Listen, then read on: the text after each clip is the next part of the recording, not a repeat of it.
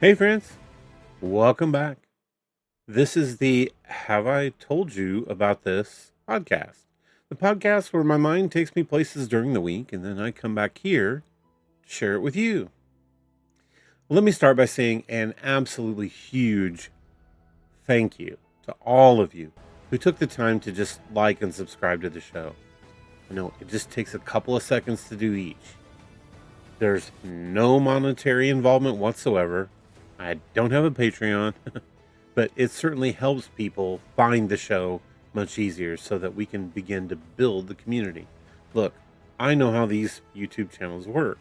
It's typically 4 or 5 years before you build up any kind of, large enough following. I'm fine with that. I've got a pretty big mind and it's got lots of material in it that I'm waiting to share with you. So I'll be patient, but I do want to say thank you to everyone that just takes the time to just simply click the like and subscribe or leave a comment. Let me know what you're thinking about the show or any ideas you might have to make it better. Or, I've had somebody say, "Where's your theme music?" I'm like, my head doesn't have any of that. So, but keep those comments coming. I'll see what I can do about grabbing some theme music somewhere. So,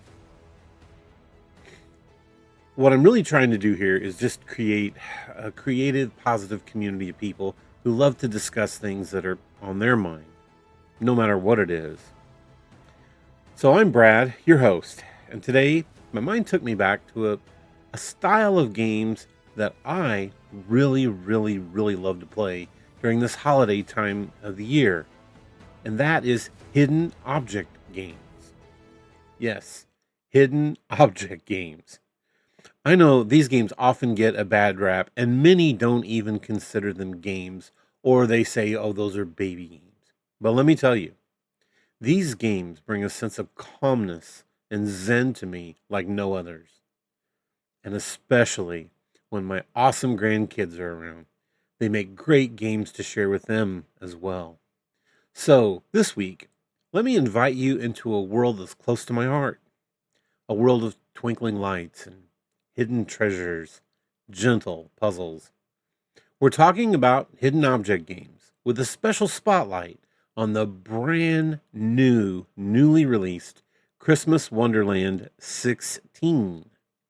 Now, I might remind you that Call of Duty 7 just came out, and they're already on Christmas Wonderland 16. So there's got to be some popularity in here somewhere, right? Now, I know you might be picturing instead frantic shooters or sprawling RPGs. Look, I love those games as well. But if that's what you're thinking this week, you're in for something a little different. This whole episode is all about why hidden object games are the ultimate cozy genre. You know, if you read a ton of books like I do as well, you'll also know right now that cozy fantasy books like Legends and Lattes are all the rage. You should look that one up if you've not read it. I think, given the times that we're currently living in with so much daily anger toward everyone and bad news, it's great to just be able to slip into a comfy, cozy set of jammies. Or if maybe you've got a onesie, I don't know. And, you know, ready up with some cozy fiction like Legends and Lattes. Or maybe you want to play a game that doesn't cause your heart to race every 50 seconds, right? We're going to explore what makes hidden object games so soothing and how they contrast with high octane games like Call of Duty or even those wonderful RPGs like Final Fantasy VII Rebirth. Look, I love both of those games. I play them both a lot. And why, for me, though, and by the way, millions of other people, these hidden object games are a holiday tradition as comforting as a hot mug of hot chocolate that you're drinking by the fire while you watch your Christmas tree lights dance to their many different patterns. I'll also share some personal stories from my journey through these hidden object games, especially these Christmas Wonderland games. And we'll take a deep dive into the art and the design and the storytelling that make these games so different and so special. We'll also look at the broader appeal of these hidden object games. Obviously, not all of them are about Christmas. There are tons of different genres here. There are like NCIS games have hidden object or shows have hidden object games, and there are murder mysteries. There are also like Halloween games. There's um, even Romantasy has their own hidden object games. Even tons of these games can be played on your phone or your tablet as well.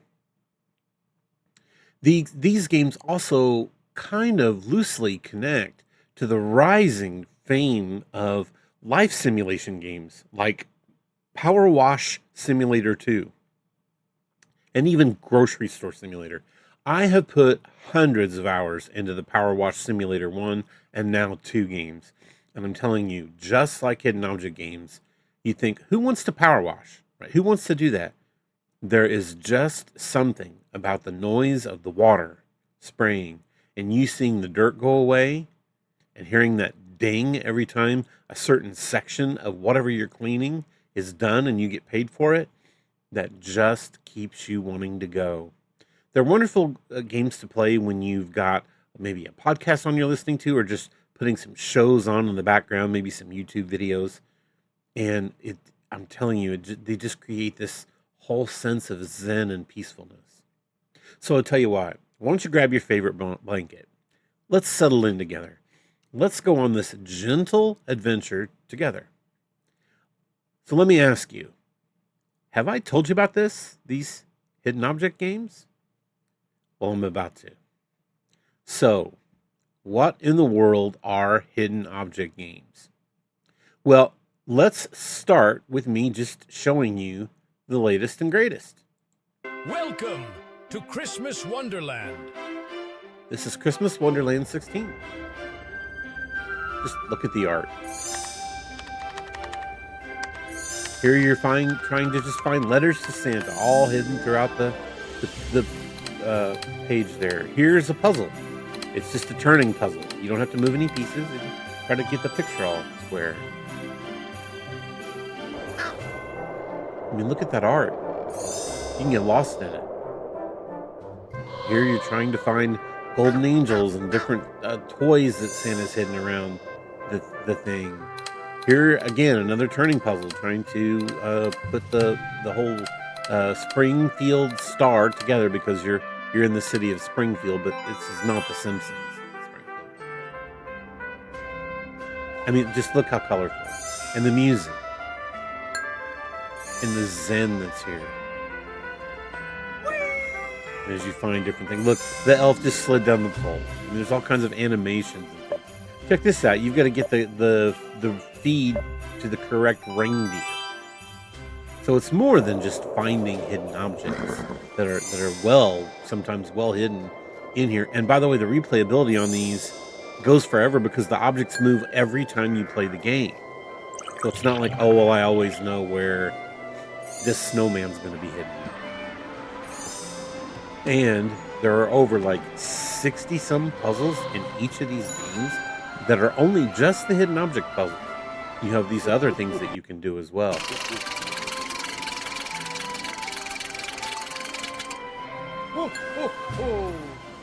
So this gives you a glimpse of Christmas Wonderland 16. And it's a game that I just absolutely love. And we'll go ahead and let you have some visuals here as we do some talking about the mechanics, art, and the storytelling. So let's start at the beginning. Again, what exactly am I talking about when I say hidden object game?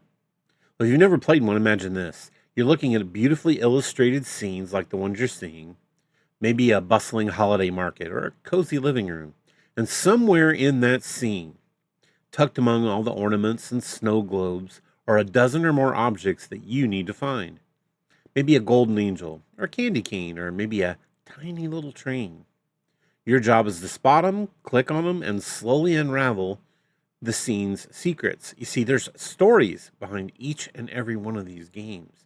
Like a good book, you want to get to the end of it. So, for mechanics and gameplay, at its core, Hidden object games are about observation and discovery. The main mechanic is just really simple. You are given a list of items at the bottom, and you scan the scene for each one of these items. But the best hidden object games, layer in clever twists. See, objects might be partially hidden behind something else that you might need to move, or they might be disguised by color or shadow. Or you might see where it says find the number 12. So you're looking all over for 12, but it's actually the Roman numeral for 12. Pretty ingenious. Or it might even be broken into multiple pieces that you then have to reassemble. Now, some scenes are static, while others have subtle animations. Maybe a flickering fireplace, or like we saw the elf sliding down the pole. Of course, falling snow, or maybe a cat that darts around if you click on it. Modern hidden object games often include multiple styles of mini games and puzzles between the scenes. Maybe you might solve a jigsaw puzzle, or match pairs, or crack a code to unlock the very next chapter. These interludes break up the rhythm and they keep things fresh. But the heart of the experience is always the search for the hidden objects. I mean, the visual style's through the roof on these things. Art is everything in a hidden object game. Each scene is meticulously crafted, and it balances clutter and clarity so that the objects are hidden but never unfairly so. Developers use color and lighting and composition to guide your eyes. There's an actual term for that. It's called organized chaos. A space that feels alive and inviting and just challenging enough. These games have never felt unfair. And I mentioned the best hidden object games are like interactive storybooks. Every single object, every shadow, every detail tells a piece of the story. In holiday themed games like we see here with Christmas Wonderland, the art is drenched in Christmas nostalgia. Twinkling lights, snowy windows, Santa's workshop, a gentle glow of the fireplace. It's a visual feast that invites you to linger and to notice and to savor. Yet there are other types of non-Christmas hidden object games. Here's some right now, where this is a detective style game like NCIS, and here you're searching for hidden objects in an attic as in a ghost story. More than 1,000 objects. Look at that. It's crazy. And some of these other games also you can play with timed, like a timer will count down and you have to find all those objects in time. So they can get hectic if you want a little bit more faster pace, but me, I turn all that business off. I just want to take it at my slow and steady pace. If I want to get up and go get a cup of hot chocolate and come back, I can do that. Now, some early hidden object games were little more than just digital I spy books, but the genre has evolved into something way richer today. Today's games often weave in mystery and adventure or even heartfelt stories. I played one love story, believe it or not, that was about Dracula. It was pretty crazy. It had nothing to do with him biting people in the neck or anything like you typically think about Dracula. This instead was he had lost his love, and that's what had turned him kind of angry. But as he begins to get on her trail through these multiple scenes and brings them back together again. So it's pretty amazing the depth and breadth of the stories and the adventures that are here. As I mentioned, you might be helping Santa prepare for Christmas. You might be solving a family secret in a haunted house that's been left to you, or you might even be just exploring some magical world. All the narratives unfold as you progress. With each found object, you're nudging the story forward. In Christmas Wonderland, for example, you're not just finding presents, right? You're helping Santa and his elves. You're riding the Wonderland Express train around Springfield to all the different places that you go.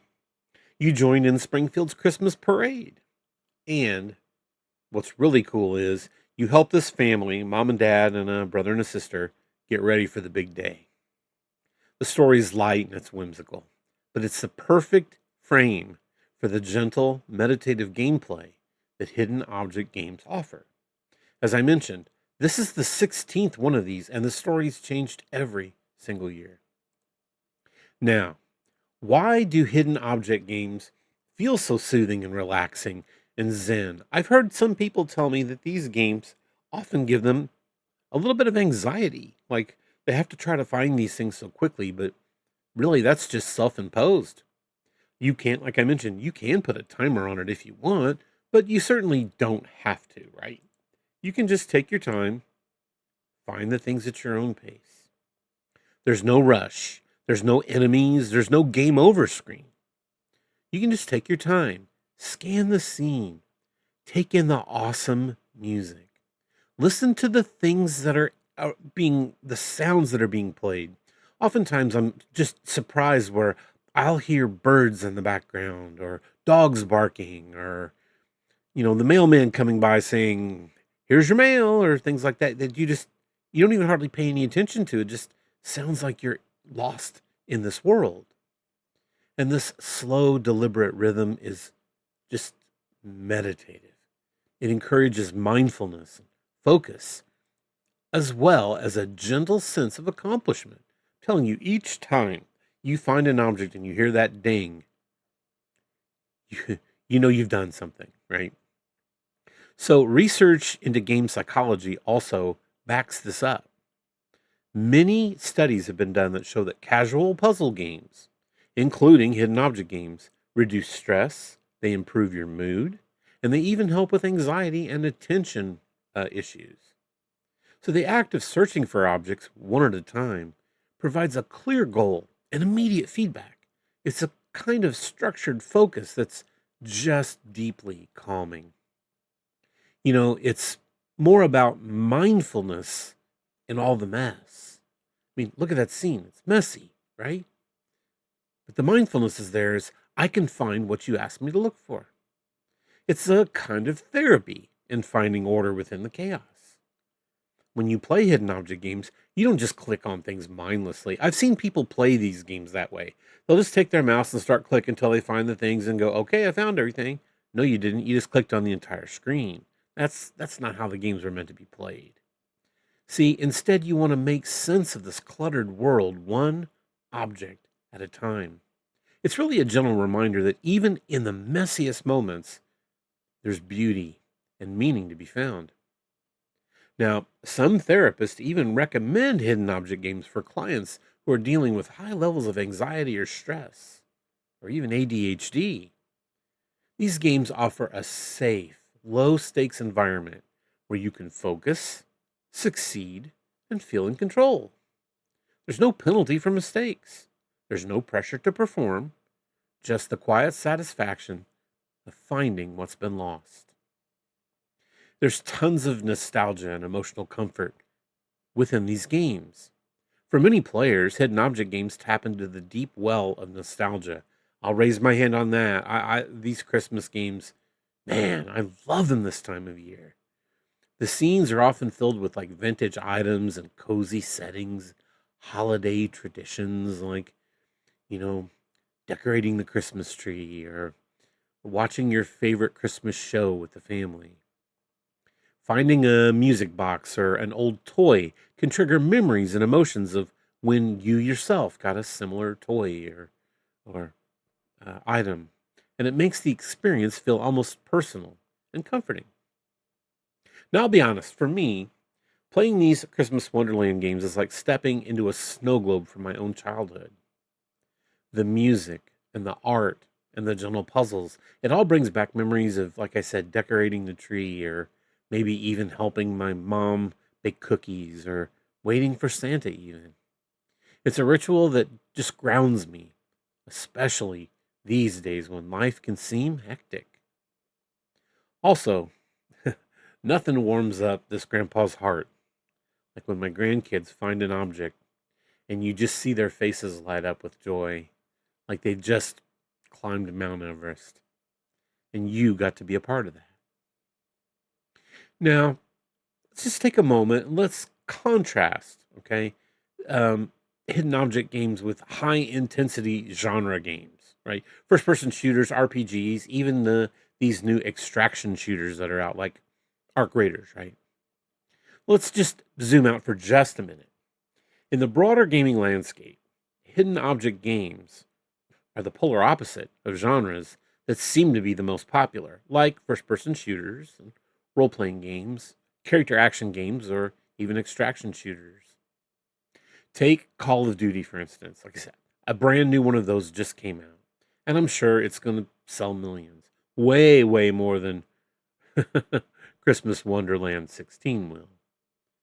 See, Call of Duty is designed for speed and reflexes and constant action. Players are thrust into high stakes scenarios. Their very lives are on the line, with heart pounding music and rapid decision making and a restless pace. Studies show that those first person shooter games spike heart rates, especially during the combat or tense moments. Sometimes can be dangerous levels, particularly if you played them over a long period of time. And then RPGs like, let's say, Final Fantasy VII Rebirth, right? Offer sprawling worlds, complex systems as well, and epic narratives. They're immersive and they're rewarding, but they're also very demanding.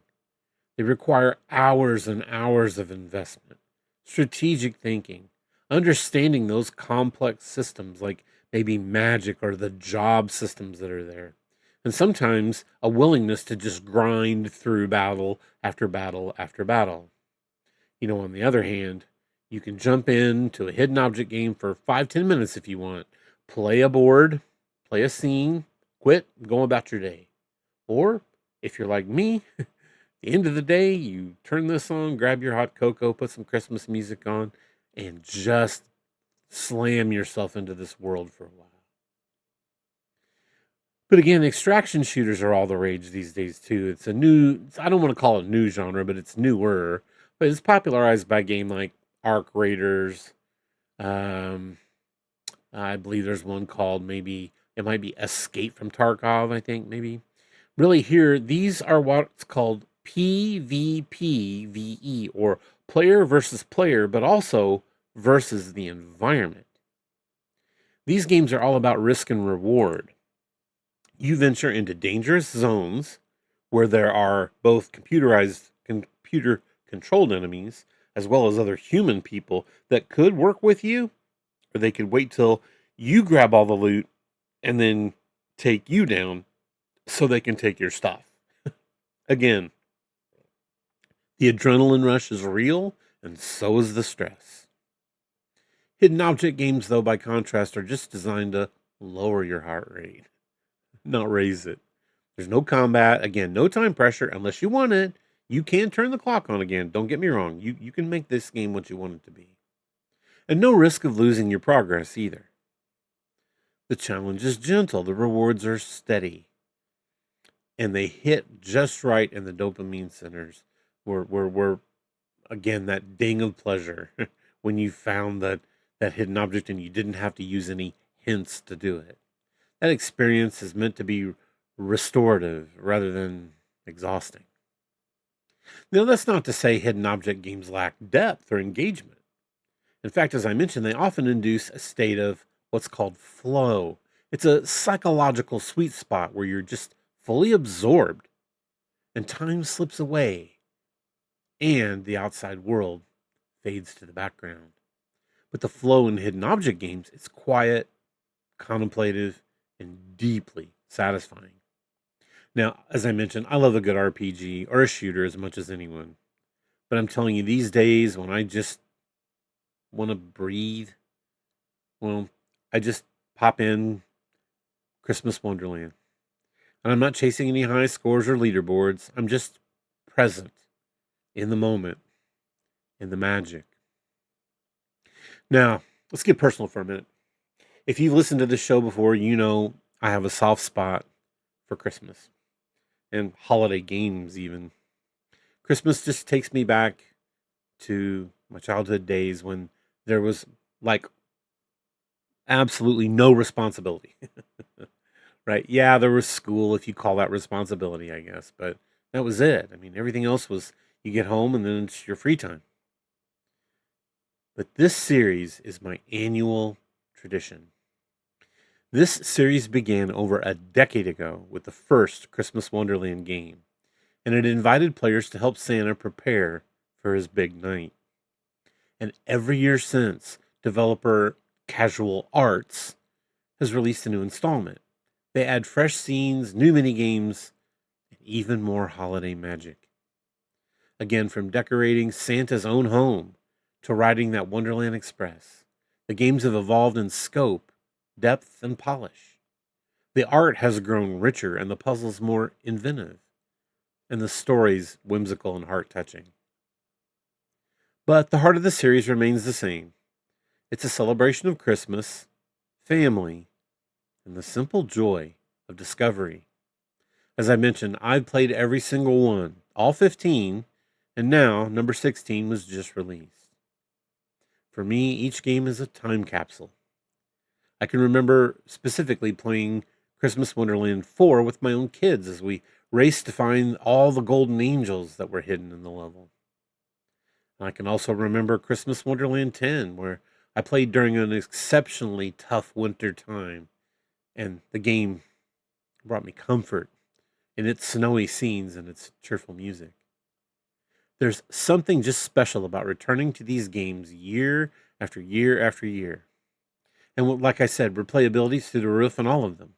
The objects can switch places where they are. You may not even have to find the same thing or be asked to find the same thing in the same scene. There are literally thousands of objects they can have you search for. And then, as I mentioned, the objects move around in the scene. You'll get tired of Call of Duty after a while. It's like unwrapping a familiar ornament or baking the same cookies, a ritual that just marks the season and it brings a sense of continuity. One of the things I love most is just how accessible these games are. I know some people who aren't gamers by any stretch of the imagination, but they adore these games. They'll sit together with their family and pass their mouse back and forth and laugh when they miss an obvious object or celebrate when they find a tricky one. It's just a rare kind of game that brings people together. Okay, well, the star of the show, as I mentioned, Christmas Wonderland 16, released just this month. And it's the latest, in my opinion, the most magical yet.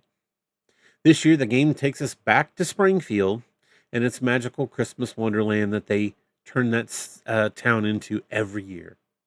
This year, you help Santa and his elves in their new house and their new North Pole workshops.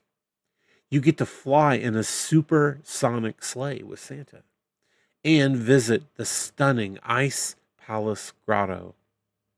There's even a new Wonderland Express train ride and a whole new Christmas parade. And my favorite, the chance this year to decorate your own Christmas neighborhood.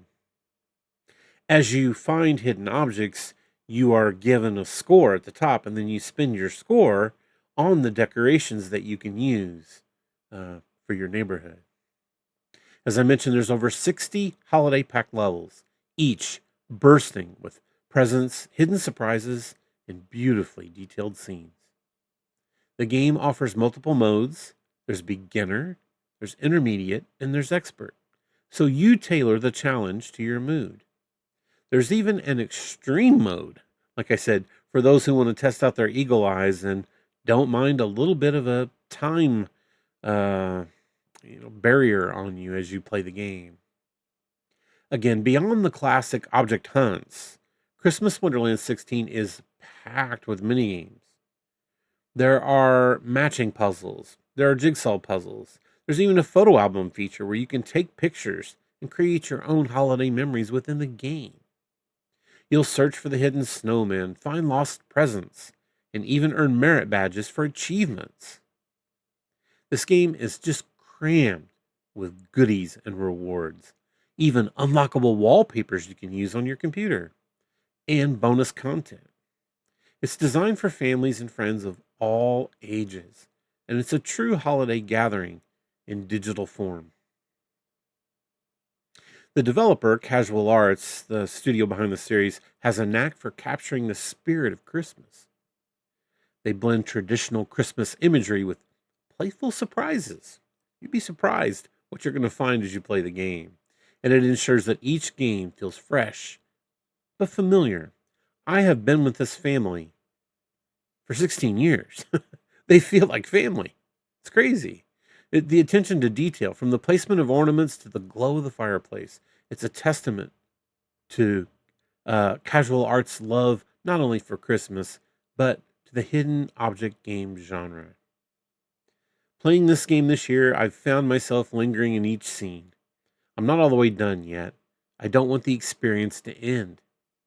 There's a sense of generosity in the design, a feeling that the developers just want you to feel at home and to relax and to celebrate the season in your own way. You know, let's just take a quick look at what goes into making a great hidden object game. Creating these hidden object scenes is a balancing act. Artists have to fill the space with enough detail to make the search challenging, but not so much that it becomes overwhelming or burdensome. Again, they use color theory and lighting and perspective and ways to guide your eyes to the hidden objects. Oftentimes, you will look over a screen and look over a screen, and then the thing you were looking for, the hidden object, it's in plain sight. It's been right there in front of you the whole time, and you just keep looking over it because your eyes are drawn to so many beautiful things. Every object is placed with intention. A candy cane might be tucked behind a snow globe, or a golden angel nestled among ornaments that are gold as well. The best scenes, though, tell a story through their clutter. A spilled cup of cocoa hints at a hurried elf, or a half wrapped present suggests last minute preparations are underway. These modern hidden object games include subtle animations, as I mentioned, like, flickering candles or the drifting snow, or like I mentioned, cats that meow or move, or dogs that fetch balls and things like that. These touches bring these scenes to life. You're not just looking at a static image. Some games will even go farther and they allow you to interact with the environment. You can open drawers or move curtains or piece together fractured objects. And this tactile element deepens the sense of discovery, and it makes each find more rewarding. A key design challenge, though, is balancing difficulty with accessibility. Developers use adjustable modes and hint systems, which I really haven't spoken about yet, and clear visual cues to ensure that the players of all ages and abilities can enjoy this game. As I mentioned, I have very young granddaughters. They love playing these games. They can find things very easily, even at their young age. See, the goal is to create that satisfying challenge without frustration, and Casual Arts just nails it time after time. Let me talk a little bit about the hint system. So you can look over a scene for as long as you want. There's kind of no time limit. But you'll notice there on the picture of Santa, it's got the word hint written across them, and then mega hint over. If I hit hint, what will happen is, let's say it's asking me to look for a candy cane, but I just can't find it. If I click hint, what happens is these stars will fly out through the screen, and then they will circle the object you're looking for, and then they'll just go away. That way you'll know, oh, there it is. It's right there all the whole time. I can click on it. Now, if you clear every scene, if you clear in all, every scene gives you the ability to find everything without using the hints. And if you do, you get additional score. So your scores can be higher. But if you use a hint, you don't get the eagle eye bonus that comes along with the different levels. Also, if there are some types of mini games in here that you don't like, let's say jigsaw puzzles just aren't your thing. Well, there'll be like a minute 45 counter that counts down. And that's just, it gives people a minute to decide, do I really want to play this or not? And if you don't, you just wait, and then there's a simple skip button, and you can click that, and you skip right on past it. No harm, no foul, no game over. You know, just like these Christmas quests or Christmas Wonderland games, the best hidden object games are not just decoration, it's narrative. Every scene is a chapter, and every object is a clue in the story. The visuals evoke emotions, and they set the tone like a good book. They draw you into the world. You might be wondering who plays these games, right? You may have never even seen them before. You'd be surprised. The answer is just about everybody has seen or played one of these. Hidden object games have a broad cross generational appeal.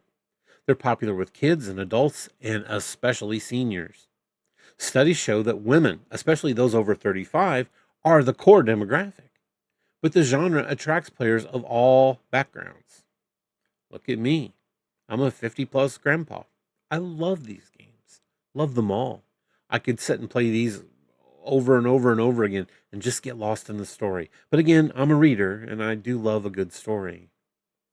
Again, the accessibility, the gentle pace, and the low barrier to entry make hidden object games a welcoming space for casual gamers and those new to gaming.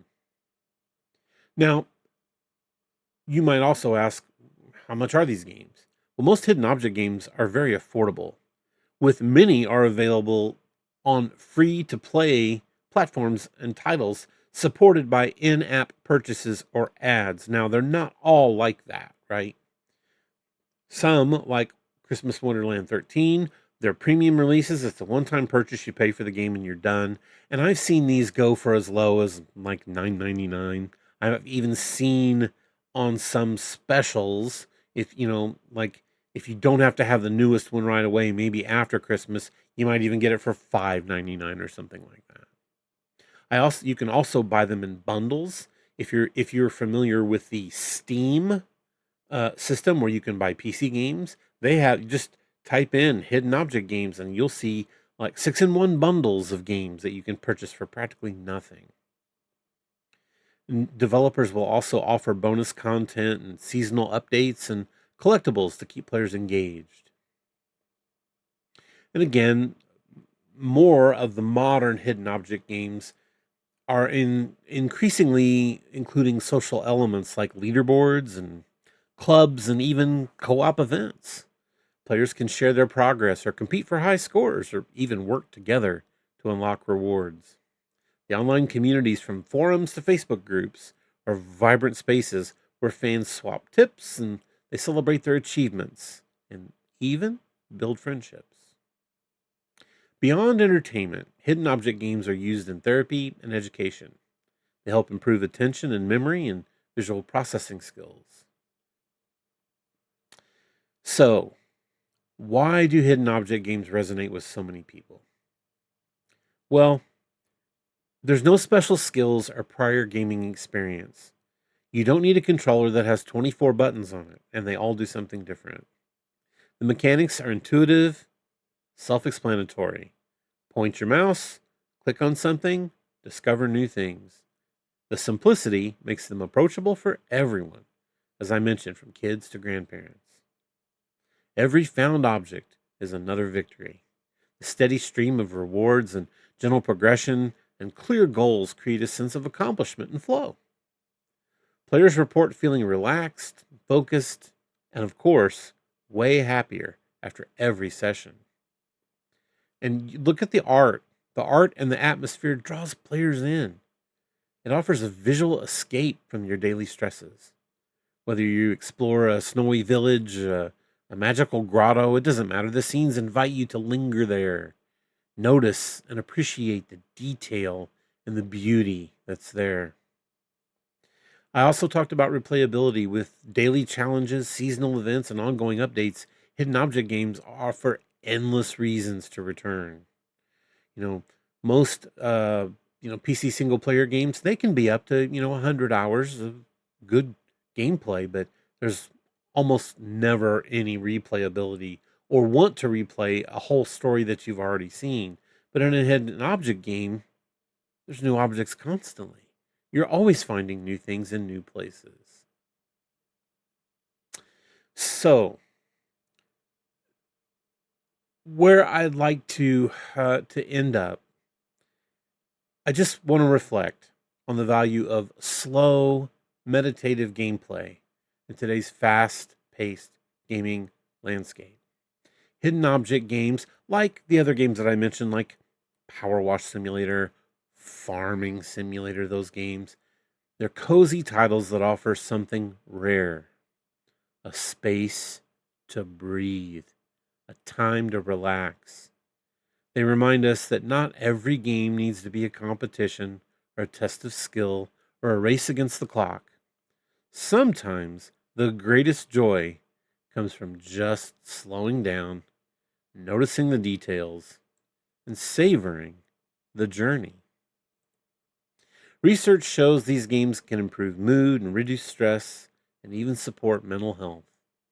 They provide that gentle structure and a sense of control and a safe space, and also a place for everyone. So, friends, that's what was on my mind this week. So now I have indeed told you about hidden object games. I hope you've enjoyed this journey through this entire world of hidden object games, and it's no longer hidden to you. And maybe you found a little inspiration to try one yourself, whether it's Christmas Wonderland 16 or the latest vacation adventure game that might be going through Europe or a place you've never been. Imagine going through Paris and seeing actual places in Paris and searching for items. It's a whole world out there. I'm telling you, if you're looking for a way to unwind, maybe connect with family, or just savor the beauty of the holidays or a place you've maybe been or never been, I can't recommend these games enough. If you're already a fan, please, I'm begging you, go down in the comments and tell me your stories about the times you've played hidden object games. Which ones do you like? What types of gameplay do you like? Do you enjoy turning the timer on and challenging yourself, or do you just like a nice slow pace? Are you one of those clicky wicky people that just click all over the screen just so you can complete the thing? I get it. I get it. That's a way you can play.